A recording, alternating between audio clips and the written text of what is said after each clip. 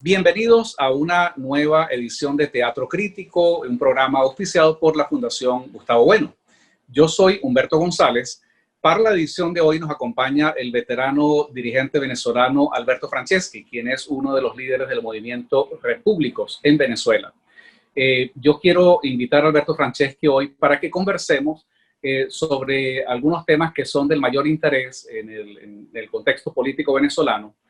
No tanto de la coyuntura, pero sí de esto que tiene que ver con los mitos, la influencia, yo digo la influencia tóxica, nefasta de los mitos en la política venezolana, cómo algunas ideas se van posicionando y por una parte el discurso de los políticos comienza basado pues en falsas, en apariencias que no son, que distorsionan la realidad y comienzan no solamente a ser utilizados para manipular la opinión, sino también comienzan a usarse como insumos para el propio análisis, produciendo pues una serie de resultados pues totalmente distorsionados.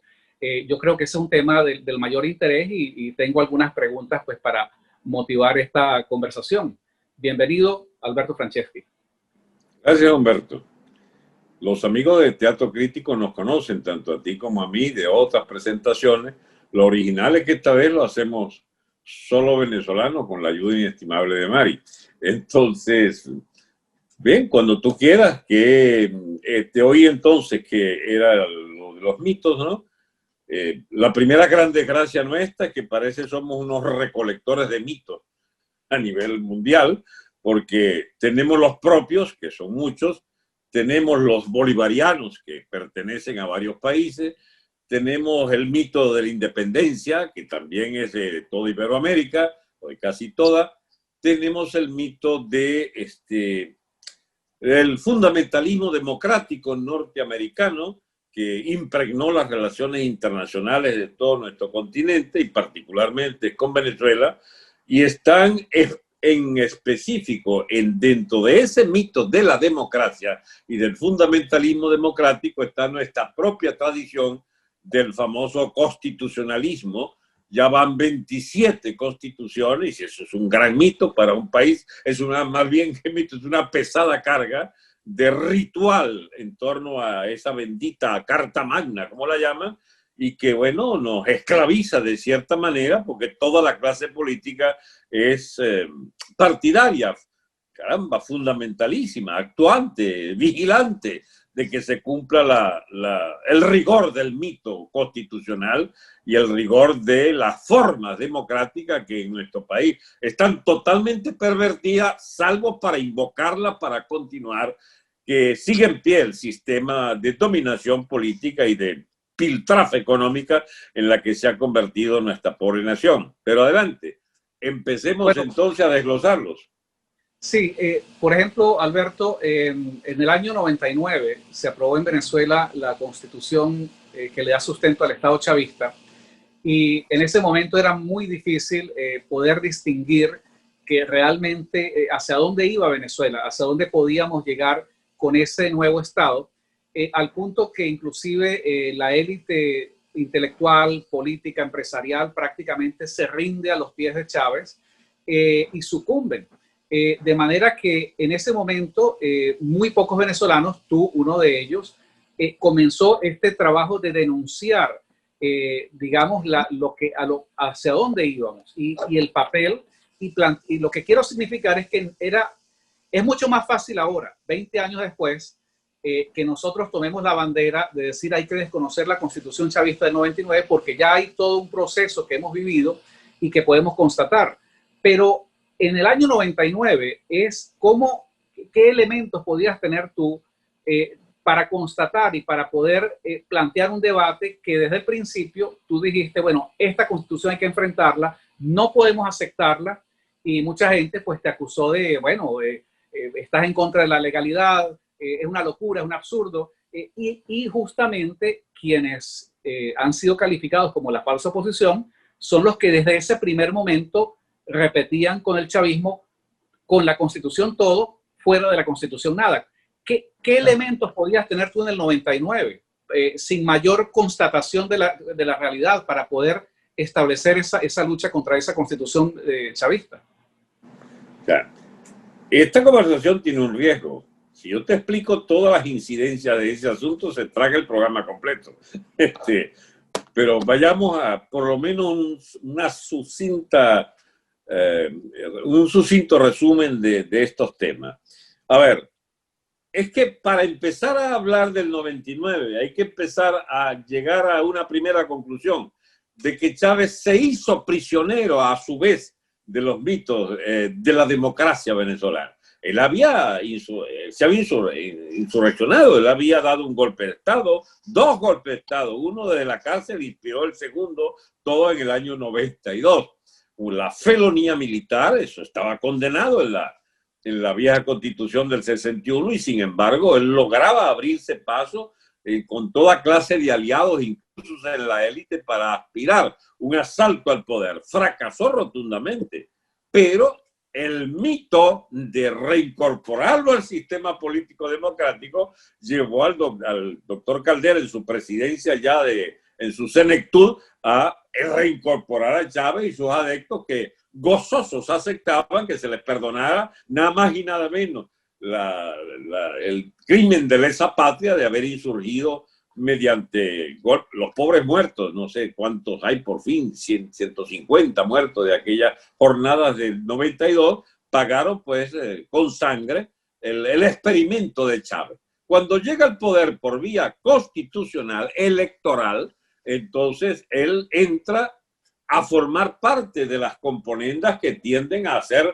de lo jurídico y del nuevo estamento jurídico del Estado una precondición para absolutamente todos los comportamientos de toda la fuerza social y política. Solo que él entró en el mito proponiendo un cambio de paradigma al proponer entonces una nueva constitución. Al fin y al cabo, habíamos tenido 26, él podía nutrir el 27, la número 27, tratando de disciplinar toda la élite a su triunfo electoral, que él lo lleva hasta vulnerando muchos hábitos y costumbres que, por ejemplo, indicaban que no podía sustituirse esa constitución, sino por un método quizás laboriosísimo de anulación, etcétera. Él logra un voto rápidamente de la cúpula del Poder Judicial, comprado por él, el viejo estamento judicial de la llamada Cuarta República, del régimen anterior, y esta cúpula judicial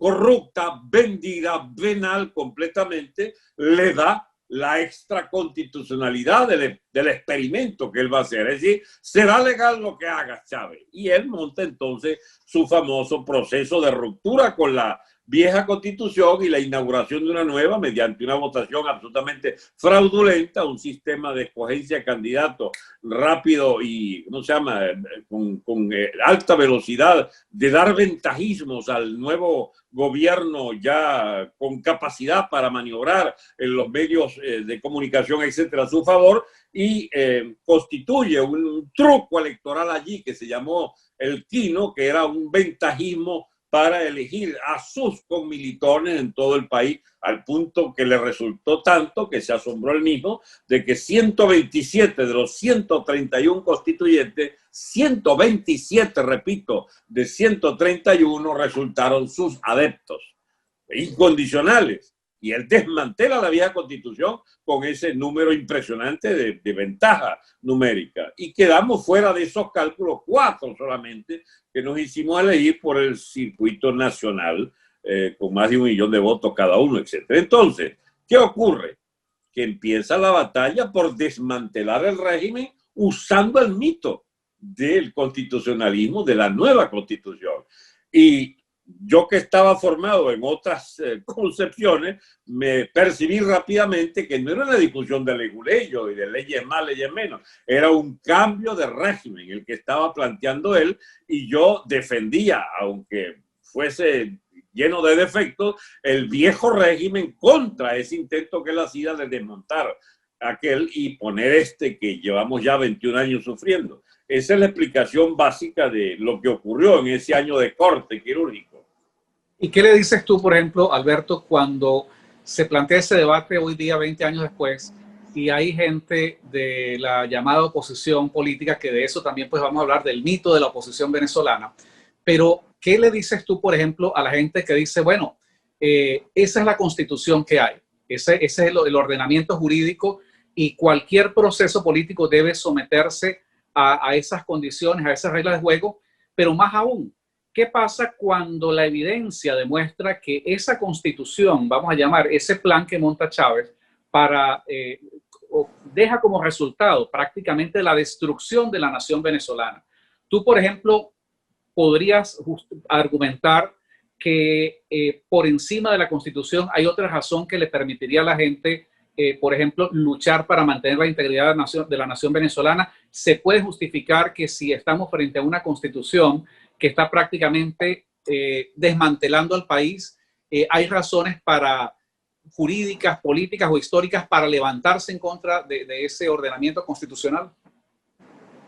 Desde el momento en que esa propia constitución chavista es cierta, porque fue en medio de una enorme tragedia nacional que fue el deslave de Vargas, que conmocionaba el país y particularmente ese estado donde murieron, se dice, decenas de miles de personas, bajo el barro y el agua, inundado todo aquello. Bueno, hizo las elecciones de ratificación de la Constitución. Se dice que, bueno, en medio de los números nulos de esa zona densamente poblada de participación electoral, se habla de que habría sido aprobada por el 60%, pero en realidad, dada la baja participación, esa Constitución fue aprobada con menos del 30%.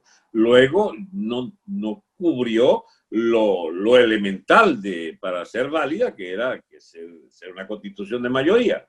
Pero es que en realidad yo sería injusto si no dijera que hubo en ese momento una resistencia del viejo estamento político a la aprobación de esa Constitución.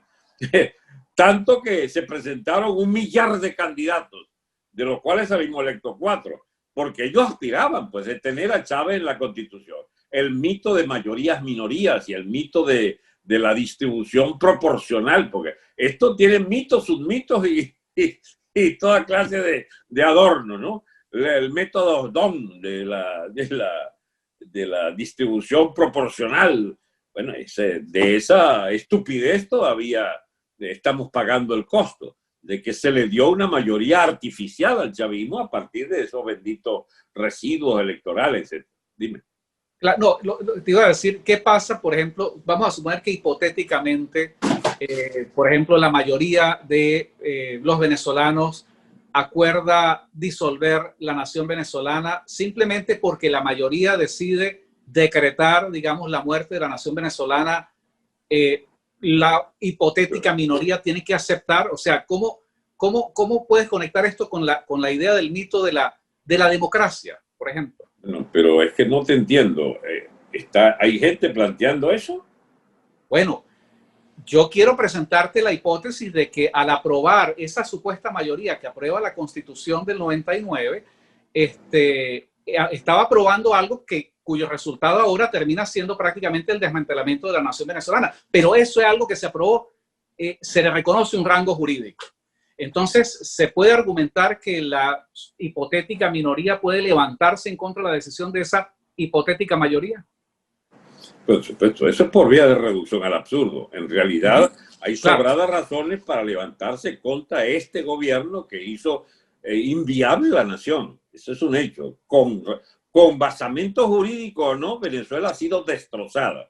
Y el fundamento jurídico de ese destrozo, uno no puede, digamos, decir, ellos basados en esa Constitución la disolvieron. No.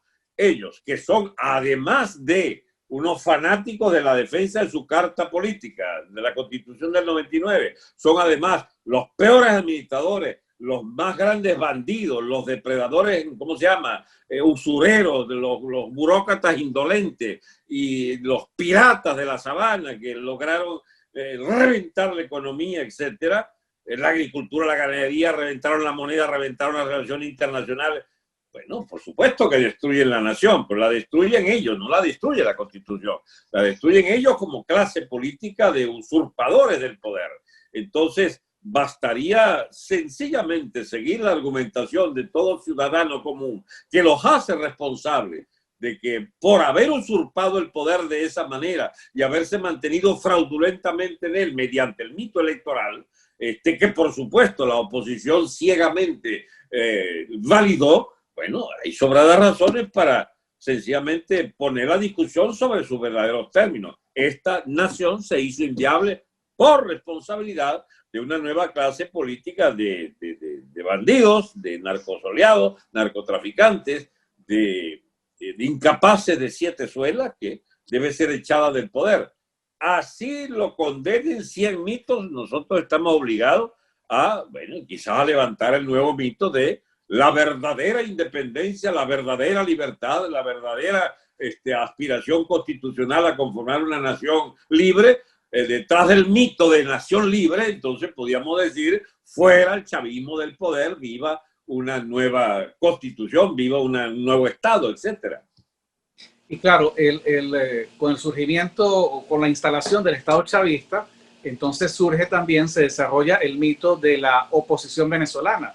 O sea que en principio todo aquello que supuestamente se opone al chavismo es considerado, pues, valga la redundancia, una oposición, pero sin ver, por ejemplo, las matices, ¿verdad? Las cosas, por ejemplo, el papel que ellos han jugado para, reconocer, digamos, ese régimen político. Y claro, se asume que entonces esta élite política que se llaman oposición, se abrogan la representación de todo ese ambiente de inconformidad y de desesperación que hay en Venezuela, porque en realidad no se les puede, o sea, su actuación pues no ha sido realmente la de una oposición real, ¿no? Por eso yo digo que se puede hablar del mito de la oposición o de una falsa oposición. Sí. Ahora, yo te propongo que derivemos esta conversación hacia los fenómenos realmente existentes. Lo que está frente a nosotros, que así haya sido recubierto bajo la forma de mitos, bajo las costumbres venezolanas de adentrarse para todo en las disquisiciones sobre la validez o no constitucional de tal o cual actitud o conducta social o política. Bueno, sencillamente juzguemos a partir de los resultados. La Constitución del 99 es un soberano fracaso, es una estafa, como eran estafas todas las anteriores 27 constituciones. Pero esta vez el agravante ocurre porque, el agravante digo, para las consecuencias sociales que implicó de que la nación está en proceso de extinción. Está en proceso convulsivo de tal naturaleza que corre el riesgo de desaparecer como nación Venezuela. Y entonces, a diferencia de otras 26 peleas que hubo sobre constituciones desde la fundación misma de la República hasta hoy, bueno, esta vez parece que sí no nos irá mejor que los peores riesgos del pasado. Y el riesgo esta vez es que Venezuela quede descuartizada o como terreno de pugnas, de potencias, de dialéctica de estados, de todo lo que nos rodean y de las naciones poderosas a nivel mundial, que venga cada una a agarrar su pedazo. Porque de lo que se trata es o Venezuela se hace viable con o sin constitución. Porque el mayor de los mitos es creer que solo una constitución nos constituye como tales. Ya va.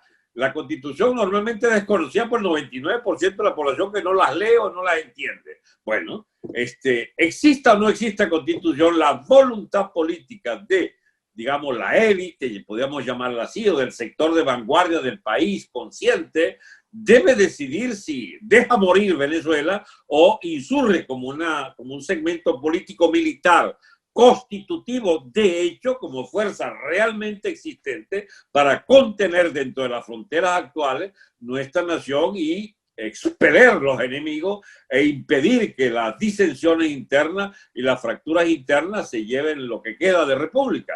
La verdadera discusión en Venezuela es quiénes podemos salvar o no lo que queda de nación. Lo que queda todavía felizmente es un territorio reconocido internacionalmente de alrededor de 1 millón de kilómetros cuadrados con 25, 32 éramos, pues quedamos 25 en el país, 25 millones de habitantes, quedan, porque yo estoy fuera también, y que entonces permite imaginar que esa población en ese territorio, a pesar de que esté invadido por 20 o 30 factores disolventes internos, la FARC, el ELN, los cubanos que dirigen, los iraníes, los de Hezbollah del Medio Oriente, las guerrillas estas chiitas, bien, todas las mafias importantes del mundo, los propios pranatos militares, cada gran comandante de zona se hace del control. Yo miro que ya es imposible enumerar los controles específicos. Hay ya territorios tan pequeños como mi estación de servicio de gasolina y todo lo que entre en ella es mío, dirá un coronel X, que le han asignado tal bomba de gasolina, o lo de las minas, que son, no sé, 1.000, 2.000, 3.000 mini territorios controlados por pranatos. Pranatos, queremos decir lo de los pranes, lo de los jefes carcelarios que desde las cárceles dominan esos territorios, o las barriadas de Caracas, el territorio de Huilexi, allí en Petare, el territorio del Coqui, ¿cómo se llama? En la Cota 905, el Tren de Aragua que domina el centro del país. O sea, todos esos mini, todas esas republiquetas de pacotilla, ¿entiendes?, que constituyen juntas el territorio venezolano, puede que, si no hay conciencia de que cada una de esas comarcas, de esos estamentos delictivos va a llevarse en los cachos la unidad del territorio, si no hay esa conciencia y se les combate totalmente hasta su aniquilación, incluso para reconstituir el territorio y unas leyes que no sean comunes, una constitución, podríamos decir, que no sea común, mientras eso no sea viable, bueno, los peligros son inminentes, reales, y sencillamente estamos en los albores de la hora final. Bueno, es que lo que tú estás planteando da la impresión de que estás describiendo lo que podríamos llamar la inevitabilidad de la guerra. O sea, da la impresión de que no hay otra manera sino por la vía, tal como ocurrió en la mayoría de los procesos de las otras 27 constituciones. No todas, pero casi todas esas constituciones fueron precedidas de procesos violentos, prácticamente de guerra, y entonces da la impresión, por lo que tú estás diciendo, de que inevitablemente vamos por ese camino. Como otros 1000 ejemplos, en otros 1000 escenarios históricos, nosotros somos hijos de la guerra y vamos a la guerra. O sea, no es posible diferenciar el proceso interno de esta historia de convulsiones armadas que, digamos, diseñaron este mapa político que tenemos y esta estructura social que tenemos. Ello es inevitable. Da pesar discutir, enunciar, llamar esos fantasmas, pero el fantasma de la guerra está allí, planteado como una realidad inminente. Y entonces en esta conversación surge prácticamente con claridad el mito de el pueblo venezolano es un pueblo pacífico, es un pueblo que ama la paz. Es el más tonto de los mitos porque nuestro país fue hecho a punta de guerra. Y seguirá siendo de esa manera. Así es. Mira, es algo tan interesante este tema que tú planteas, que la diferencia sustancial de el chavismo venezolano con el castrismo cubano radica en que por la guerra hubo una instalación de un régimen comunista en Cuba, del Partido Comunista de Fidel y Raúl, y en Venezuela, en el mismo espacio de tiempo, hubo, manejando los mitos democráticos, una sucesión de gobiernos dentro de dos grandes regímenes, el régimen de la llamada democracia de la Cuarta República, basado en la democracia cristiana y la socialdemocracia, y esta nueva republiqueta de hace del año 99 para acá, que es el régimen chavista, pero que no ha podido instalarse a plenitud como sí se instaló el castrista, porque hubo una permanente insurrección del pueblo venezolano contra el intento de someterlo a una dictadura tipo cubana. Terminaron sometiéndonos de todas maneras a la peor de las dictaduras, el hambre y la descomposición interna.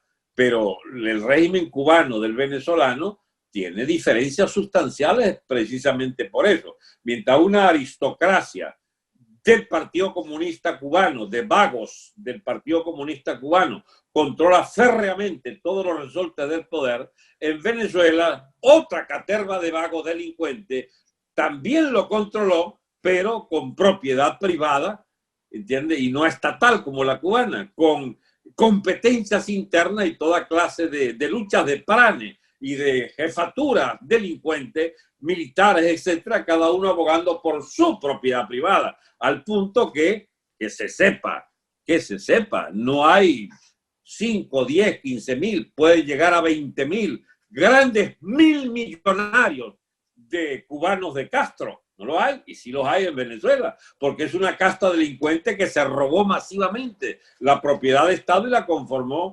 Lo más parecido sería inicialmente la caída cuando Gorbachev, que se desmantelaba la industria estatal y se la cogían los vivos de la casta rusa esa que empezó a gobernar apropiándose de la propiedad de Estado. En Venezuela, bueno, no fue exactamente el mismo fenómeno, pero lo que había del Estado, que era muy importante, porque esta era una economía basada en la producción petrolera y en todo lo que era conexo, y las industrias básicas, y las tierras, las minas, todo eso era del Estado, y ahora el asalto chavista, el asalto de los chavistas, bueno, significó convertir en propiedad de especulación y cuentas privadas en bancos extranjeros todos esos saberes. Eso es lo que hace específica la dictadura cubana, distinta a la dictadura nuestra venezolana chavista, que es una dictadura de delincuentes capitalistas, en la peor acepción del término. No se ganaron nada, se robaron todo, nunca construyeron nada, lo agarraron ya construido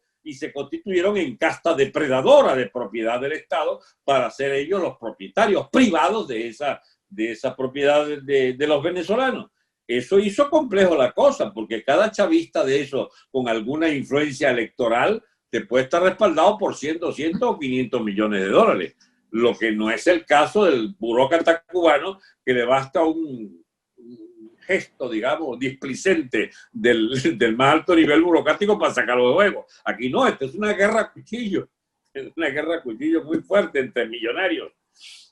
Claro, y aparte de esto está digamos, todavía, ¿no? Lo que a mí me llama la atención es que 20 años después, a pesar de todo esto que tú estás describiendo, que se puede constatar, eso vamos a decir lo realmente existente. Sin embargo, bueno, hay gente todavía que le abona, le da crédito a esa ilusión electoral. Hay gente que todavía espera que esto se puede resolver por la vía de unas negociaciones. Y no me refiero solamente a los operadores de la falsa oposición.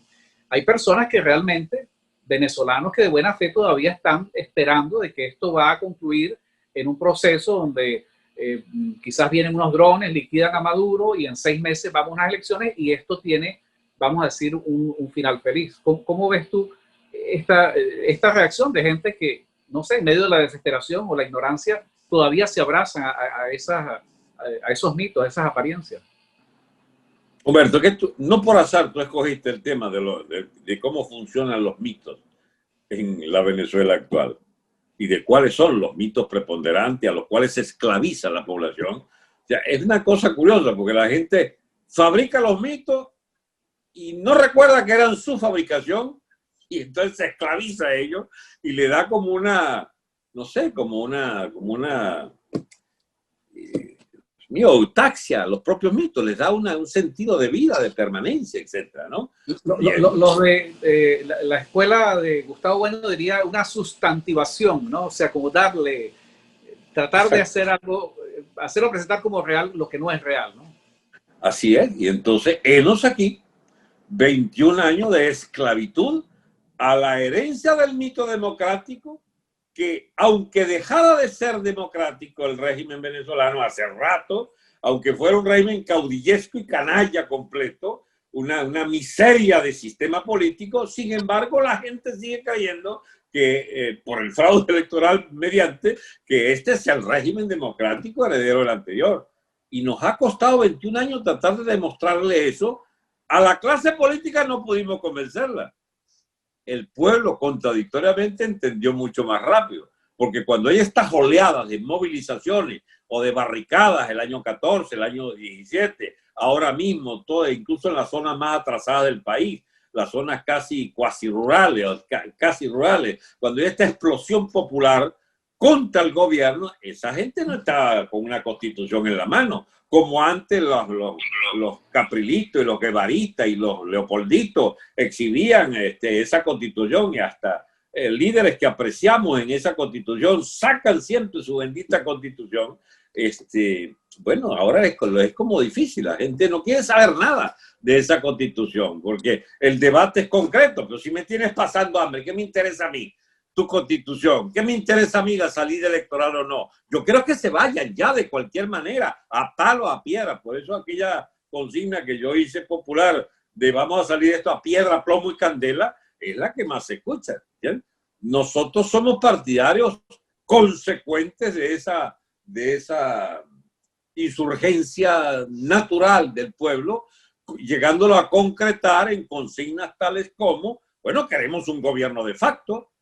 Todo el mundo prefiere una vía electoral. Nosotros decimos, no creemos en esa porquería de ilusión, que queremos un gobierno de facto. Todos abonan al mito de la unidad de las Fuerzas Armadas. Nosotros decimos que se rompa esa porquería de cúpula militar absolutamente vendida al castrismo. Necesitamos la división de las Fuerzas Armadas. Yo más claro no puedo ser, Humberto, pero es que casi que la gente cree que puedo estar exagerando o ¿cómo se llama?, siendo vehemente a propósito. No, es que eso es lo que planteamos. Necesitamos que se fracture las Fuerzas Armadas, necesitamos, lo que yo no diré nunca, esa es la tontería de ¡viva la guerra civil! Es una desgracia. La guerra civil es una calamidad histórica. No queremos la guerra. Queremos que ojalá se pudieran rendir, pero no va a haber más remedio que echarle plomo. Entonces que haya plomo, pero que sepan que nosotros estamos en contra de soluciones violentas y armadas, solo que nos las imponen ellos al tratar de mantenerse sí o sí en el poder. De forma tal que, decía, abandonando los mitos completamente, que los abandonó el pueblo llano, nosotros recogemos esa ruptura ideológica de la población con el régimen y le proponemos una vía expedita. Lamentablemente no podemos proponer lo que antes fue posible, bueno, la marcha Miraflores, etcétera, porque cada vez que se trató de marchar Miraflores, ellos traicionaron, y teniendo 1 o 2 millones de personas en las calles de Caracas, ellos mandaron a la gente a la casa, o lo que hicieron en abril de 2002, que fue la primera gran forma, digamos, de explosión popular contra Chávez. Bueno, llevaron aquello al empantanamiento de una operación de cúpula militar que puso ahí al doctor Carmona, y se fueron todos para la casa a ver por televisión qué podía pasar. Y entonces tenemos una recuperación a las 48 horas del poder por vía de la misma cúpula militar que el poder mediático les entregó para dirigir el país, y la frustración gigantesca de la primera gran oportunidad de expulsar a Chávez y ver a Chávez de vuelta a las 48 horas. Esto no volvió a suceder, pero muchas otras veces sí hubo un estado de conmoción nacional y una huelga general política, de hecho, en las ciudades. Una cadena impresionante de movilizaciones que eran una y otra vez frustradas por esa dirección capituladora de la tal Mesa de Unidad, ahora convertida en gobierno provisional de Guaidó, etcétera, que felizmente la gente a veces se molesta o se entristece porque ya Guaidó no mueve a nadie. No, es que está condenado a que no pueda mover a nadie, porque una vez que capitulaste, sembraste ilusiones, quisiste sembrar nuevos mitos y los llevaste a la total derrota y a la frustración masiva, bueno, sencillamente la gente ya no cree tampoco en Guaidó. El Capriles, que anda de imbécil creyendo que él puede restituir su poder de convocatoria, mira, yo no creo que el Capriles reúna 100 personas en Caracas, habiendo reunido millones en todo el país. Es que van moliendo, les van moliendo las direcciones y propuestas de liderazgo y no se han dado cuenta que ya los repudian. Y precisamente una corriente como la nuestra, que propone ese repudio, ese desconocimiento a la Constitución y a toda la mitología oficial, llámese oficial al gobierno y a su leal oposición, a su acobardada y servil oposición de Guaidó, de Capriles, etcétera, la gente empieza a vernos a nosotros como una solución real. Que ya no creemos otro mito, Humberto. Nosotros no somos la dirección de alternativa. Podemos serla si la gente entiende que hay que romper con todo ese estamento político y fabricar, entre otros, con nosotros, una nueva propuesta de poder de Estado y de economía, que aspiramos sea la que funcione por las próximas décadas. Pero eso hay que ganárselo todavía. Claro, y a eso hay que agregar el papel que juegan estos, vamos a llamarlos intelectuales, entre comillas, los influencers, los medios de comunicación, para propagar los mitos, para posicionar ideas, para establecer agendas. Y claro, de esta manera, a veces la gente, yo digo particularmente que en medio de la desesperación y la ignorancia, bueno, la gente consume cualquier basura que va circulando en las redes sociales y se comienzan a jugar pues con formas que de manera muy sutil comienzan, por ejemplo, a reivindicar al chavismo, cuando uno ve que estos medios, por ejemplo, dicen, bueno, no, es que es Maduro, ¿no? Pero se desconoce que en realidad lo que estamos al frente es de una pelea contra la naturaleza criminal de un Estado que es chavista. Por ejemplo, te cito un ejemplo, ¿no? Mucha gente ha criticado que este último informe de las Naciones Unidas, por un criterio arbitrario que ellos establecieron, dicen que, bueno, hacen una recolección de data desde el 2014. Entonces, uno no puede otra cosa que ver que hay una intención deliberada de exculpar a Chávez del 2014 hacia atrás, de exculpar, por ejemplo, a Luis Ortega Díaz y a otra gente que ha estado involucrada en esto, pero este es un informe que es usado también por la falsa oposición para decir, bueno, vamos a centrarnos en esto, no nos preocupemos de esos otros detalles, ¿no? Porque efectivamente pues hay también ese tipo de manipulación, ¿no? Y bueno, la tarea es más que gigantesca, es una tarea laboriosa, Humberto. Demostrar que no hay Maduro sin Chávez, que no hay Capriles, Leopoldo y Guaidó sin los anteriores dirigentes de la Cuarta que hicieron el empalme de los dos regímenes en aquellas primeras etapas donde la oposición tenía 7, 8 gobernadores y un centenar de alcaldes y tenía una cuota de parlamentarios en la Asamblea Nacional y eran, digamos, asiduos a todas las celebraciones oficiales y sobre todo la élite económica que estaba, pero en el país de jauja, mucho dinero para todo, muchas contrataciones, algunas segregaciones, etcétera. Pero ese país del dólar fácil, de la regaladera de real de Chávez, pues si Chávez regaló plata, chico, a todos y cada uno de estos bicharracos de la llamada oposición, los corrompió hasta los tuétanos. Entonces, ¿de qué nos extrañamos? De que el informe de la ONU que ahorra a Chávez su responsabilidad y ahorra la responsabilidad de Luis Ortega y aprovechando la desinformación de la gente, no sepa que Luis Ortega es responsable de 9 de cada 10 presos militares, por ejemplo, o de 9 de cada 10 presos políticos del país, que es corresponsable de los miles de asesinatos. Esa digamos, genocida llamada Luis Ortega Díaz. Bueno, pues, tratan como de pasarle un pañito, no sé, un trapito allí como para su imagen no quede tan entalcada. Es lo mismo que la propia Naciones Unidas, por favor.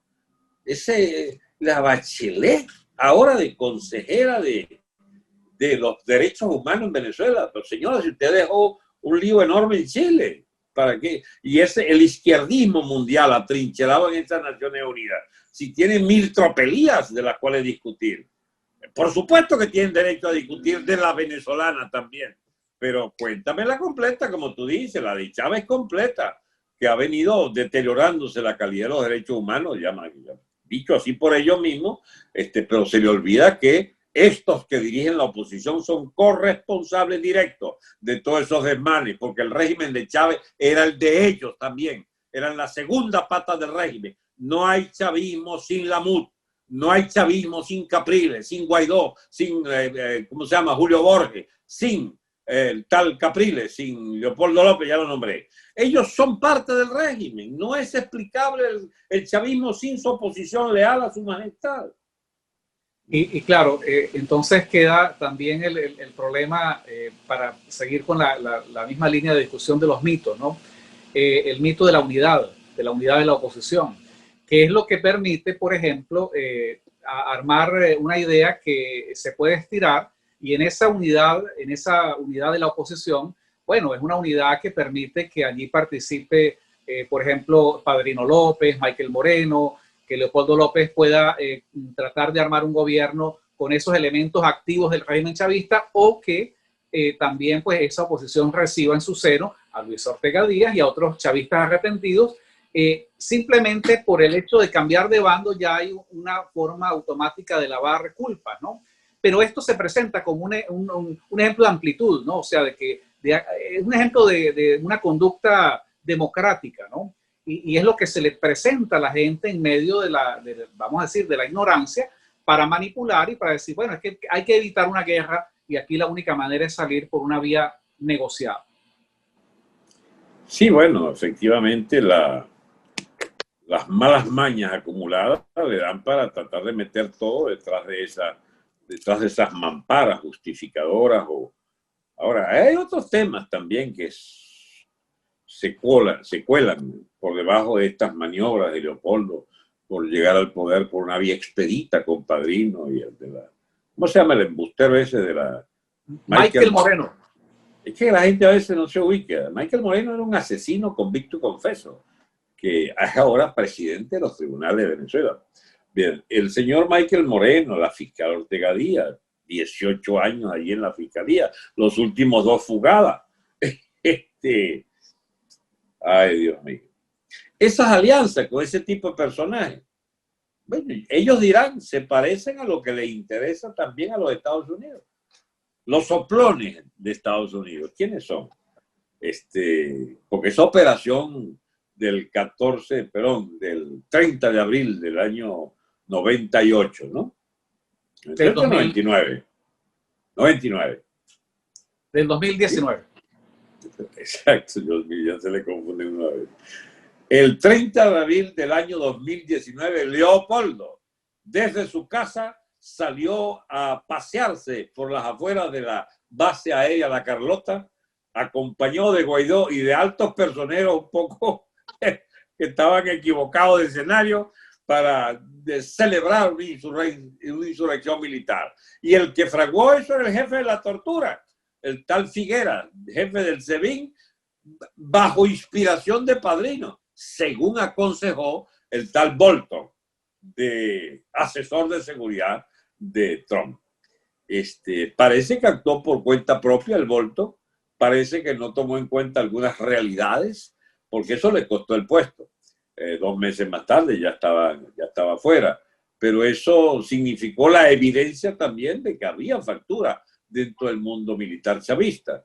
Figueras se vino a Estados Unidos y ahora es sapo oficial de los servicios de Estados Unidos, para entonces ir mejorando las perspectivas de que siguen preparando un alzamiento militar. Ojalá les vaya bien. Nos interesa su fractura militar, nos interesa que este gobierno vuele por los aires, incluyendo su cúpula militar. Otra cosa es que piensen ellos que se van a quedar en el poder y que van a hacer algo que ellos les ahorre largas penas de prisión y la expropiación, confiscación de todos sus bienes, o el perdón, que merezcan el perdón de los torturados y de los que fueron asesinados en los calabozos del señor Figuera. O sea, esas cosas como que, no sé, las dan por sobreentendidas, como si esperaran un nuevo régimen de cómplices con este estado de cosas actual. Y les puede salir el tiro por la culata, porque puede, ojalá sea viable, que haya un corte quirúrgico efectivamente a nivel de la conducción del Estado. Yo creo, Humberto, que nuestra mayor dificultad es esa, parece mentira.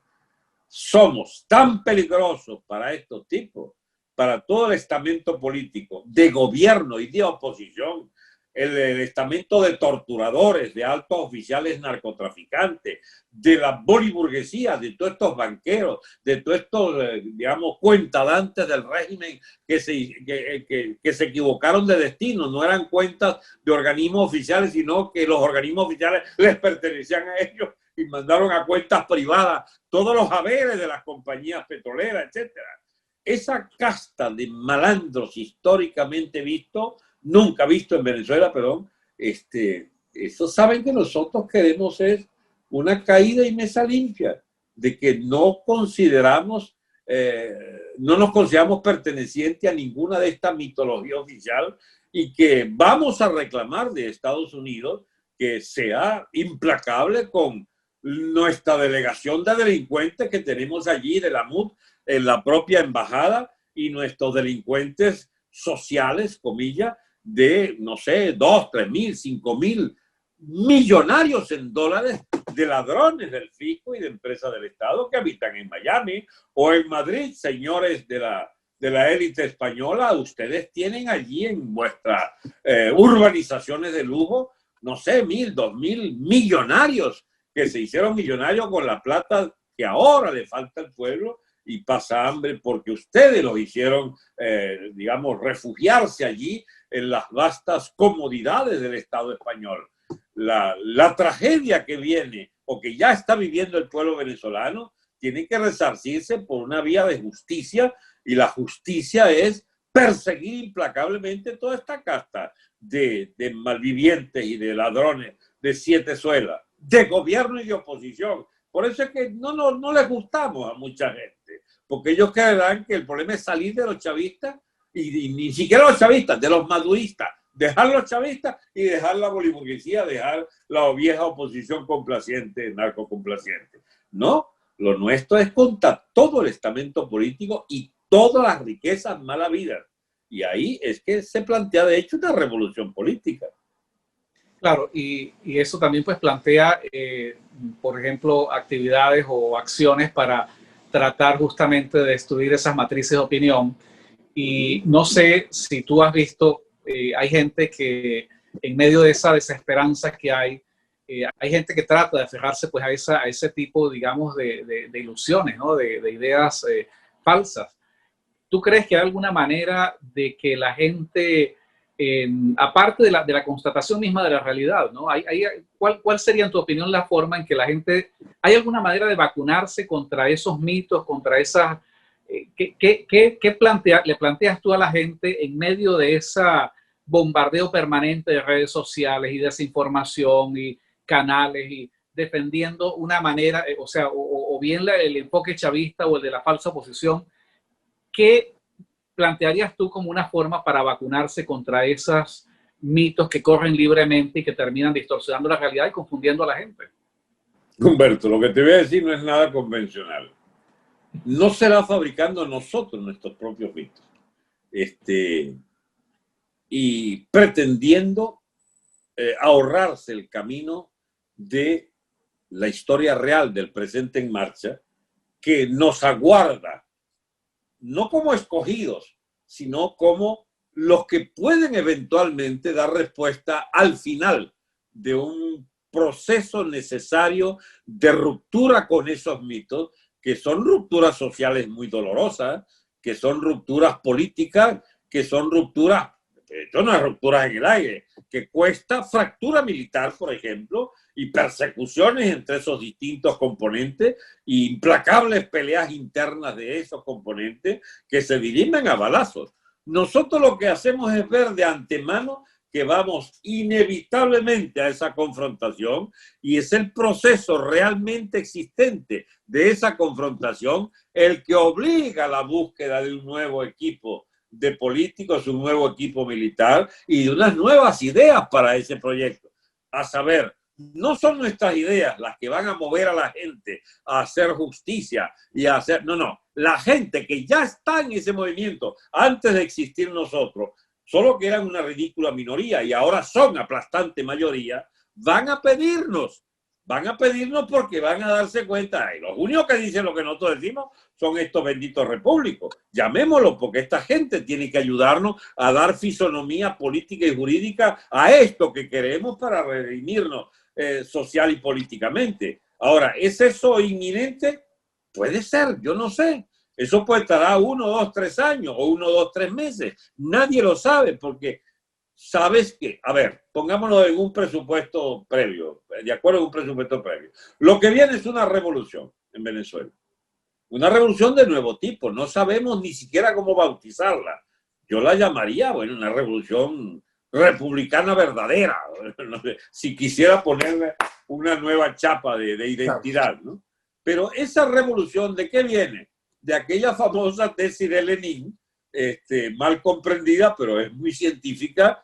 Los de abajo ya no quieren vivir como antes y los de arriba no pueden seguir viviendo como antes. Esa sencilla tontería es, sin embargo, casi una ley histórica.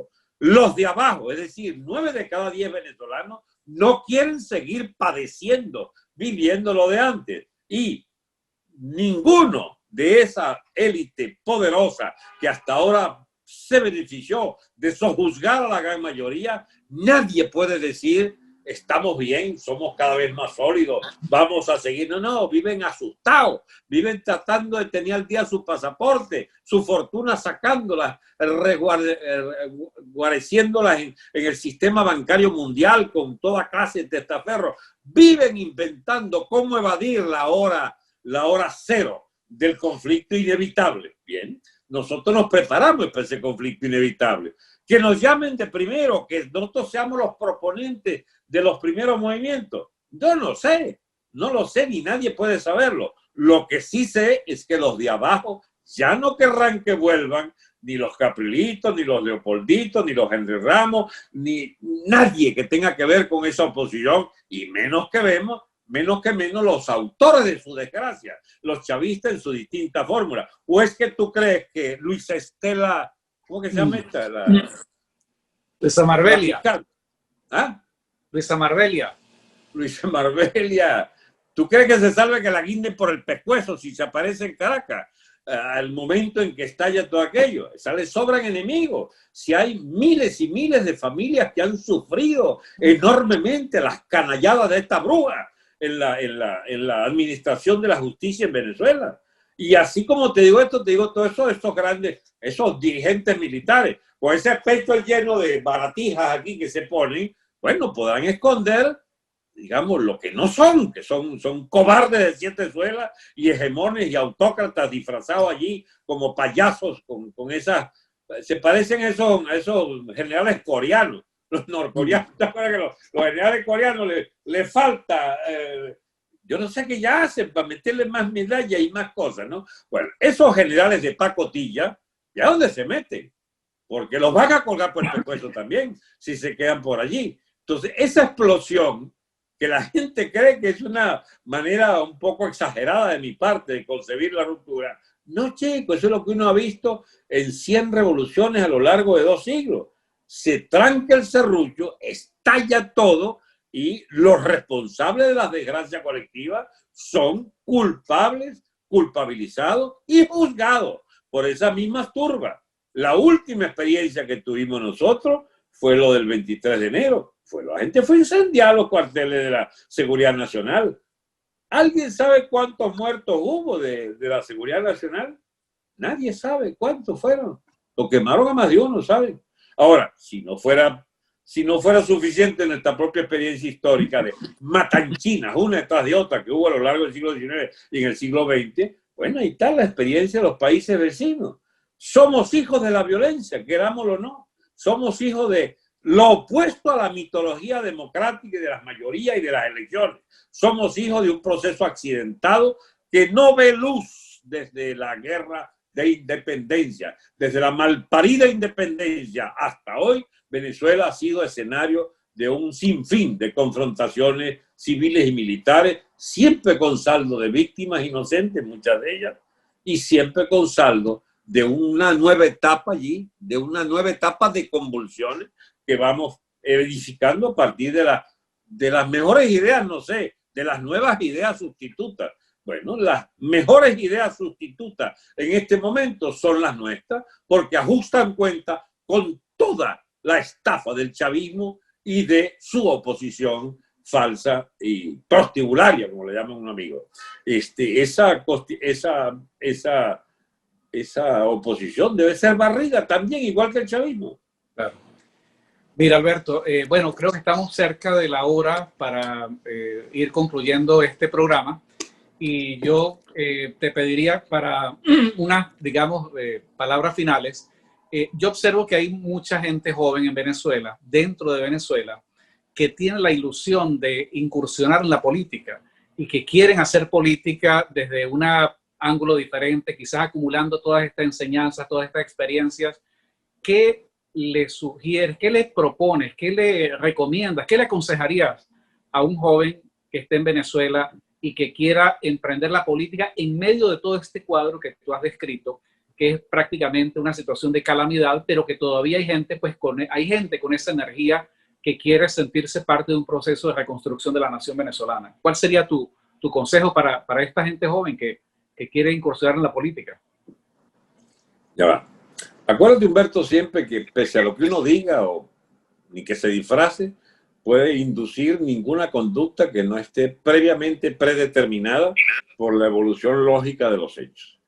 La evolución lógica de los hechos es que esa juventud fue destrozada en sus mejores sueños, es una juventud hambreada, desempleada, es una juventud que está fracturada psíquicamente, su familia es destrozada, el exilio es una componente de esa fractura, y hay dos tentaciones para la juventud ejercer la tarea política. Una es la memoria histórica, la memoria reciente, que nos dota de dos propuestas diferenciadas. Una, la de las manitas blancas, de estafadores de oficio, la lucha pacífica electoral, no sé qué cosa, la cultura de lo amable, de todas esas pendejeras que incluyó una enseñada de nalgas del actual presidente provisional, interino, no sé qué vaya, Guayo, andaba en los que enseñaban las nalgas a la guardia, como gran protesta.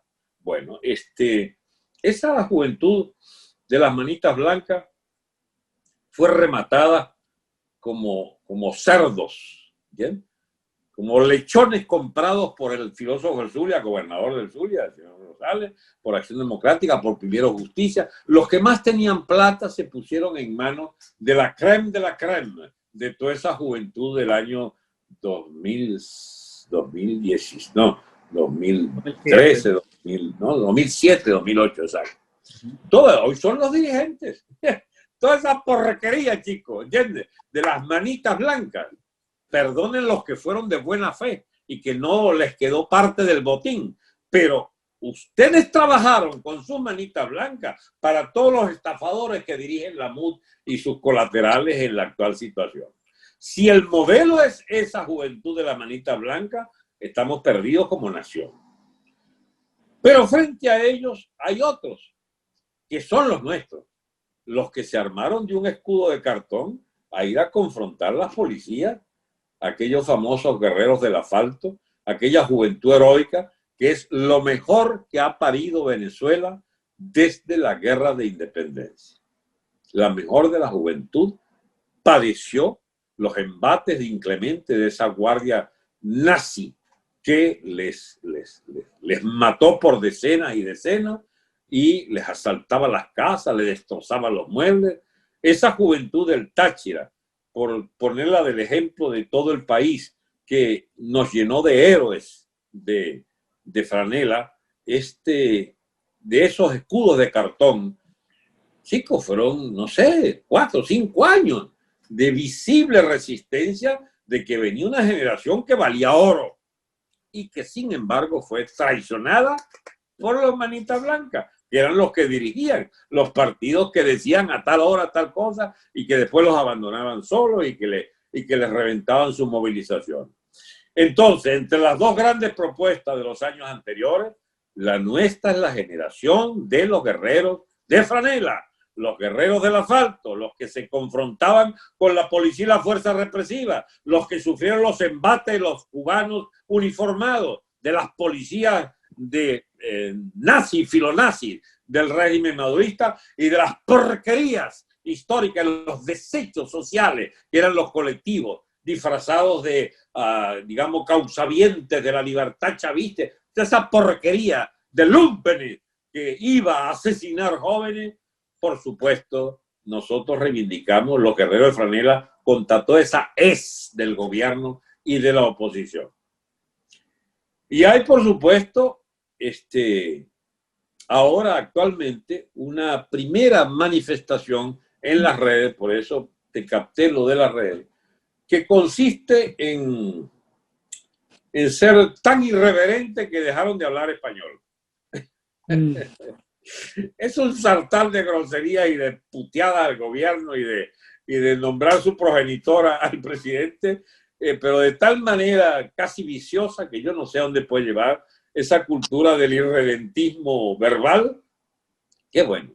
Si es una moda juvenil, para adelante, no tengo nada en contra, solo que habla muy mal de que tenemos una preciosa lengua que puede usarse para articular ideas, conceptos, propuestas y líneas de acción y de trabajo, que es desechada, porque de lo que importa es el que grite más en las redes con algún atavío, algún atavismo, digamos, de estas vulgaridades que se emplean como recurso. Y eso se ha hecho tan común que a mí a veces digo, yo no soy de este país, o sea, para serte sincero, no me reconozco en ello, pero los entiendo. Es parte del detritus social del chavismo como sociedad. La herencia del chavismo, claro. Claro.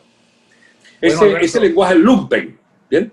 Sí. Es que el país no los lumpenizaron. El término existe del siglo XIX, creo. El lumpen es las capas inferiores deterioradas y desarticuladas por muy debajo de la clase obrera. Los bajos fondos, se decía antes. Bien, tuvimos un gobierno de los bajos fondos. Los bolichicos y boliburgueses son del perraje. No crean que perraje es una definición social que solo interesa a habitantes de barrios oscuros y bajo control de Lampa. No, el perraje habita en el Country Club y en el Lagunita Country Club de Caracas. Hay perraje de la alta burguesía y perraje de los distintos segmentos sociales. Ese perraje se ha concitado en su apoyo, se ha unido en su apoyo a Maduro y a la oposición conveniente a Maduro. Y nosotros estamos contra ese perraje y contra esa cultura lumpen que sale por todos los poros de los segmentos que generan opinión o quieren generar opinión y en los cuales no hay discusión política posible, porque ¿en qué lenguaje nos entendemos? ¿En cuánta mentaje madre más echamos?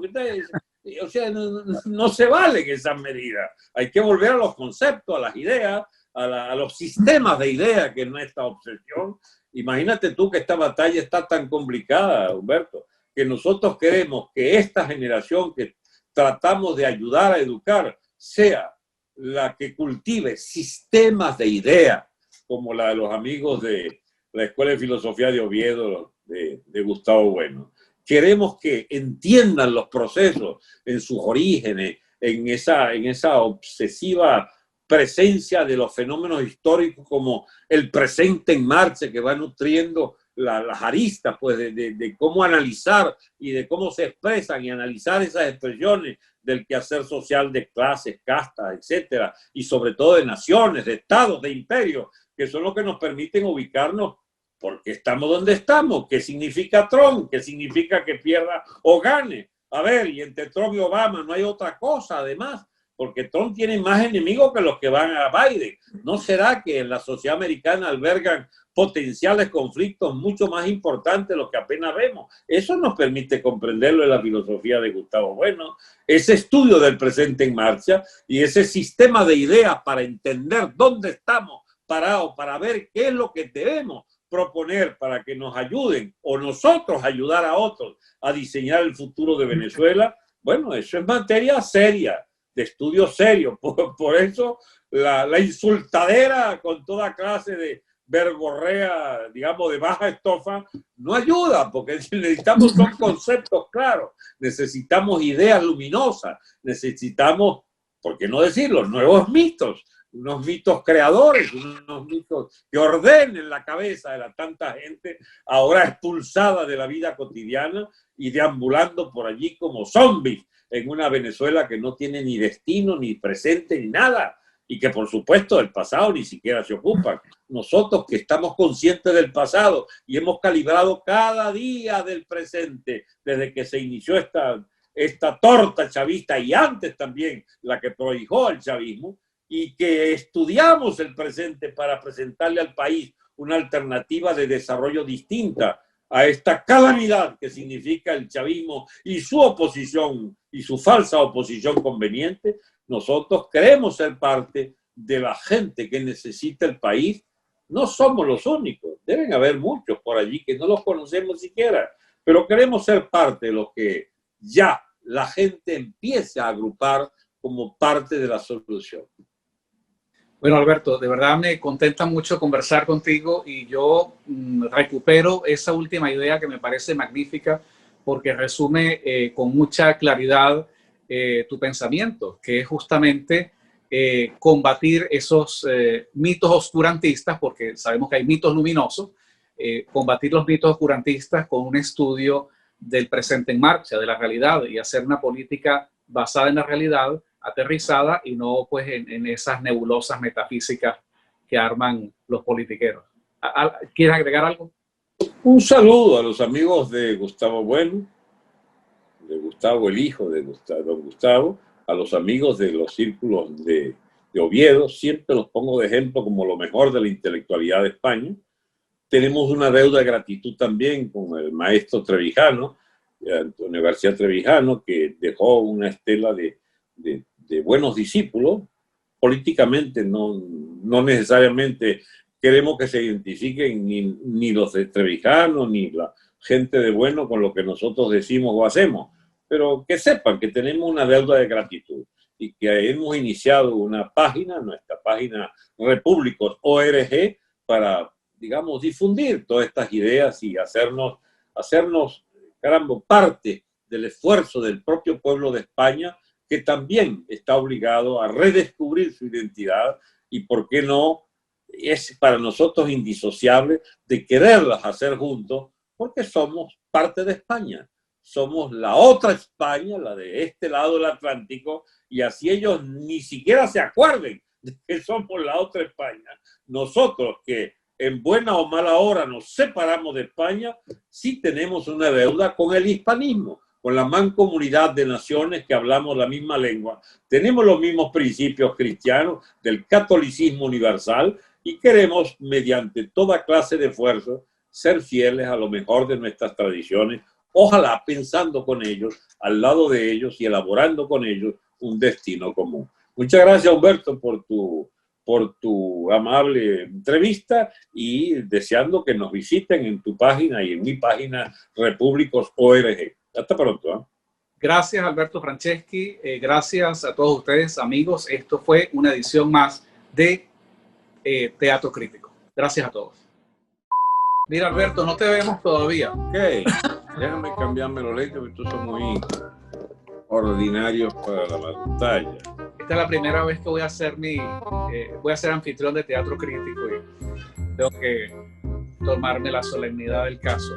Cambiaste el orden de los libros, por lo menos. No, los libros están ahí todavía, esa tarea pendiente que tengo. Maravilloso, gracias, Mari. ¿Qué tal que nos hubiera dicho? No se grabó nada. Es un desastre. Si te parece, lo podemos repetir, no sé, Alberto, ¿tú qué opinas? Repetías tú solo. Bueno, Mari, muchísimas gracias. Gracias, Hasta Mari, pronto. gracias, Alberto. Nos hablamos luego.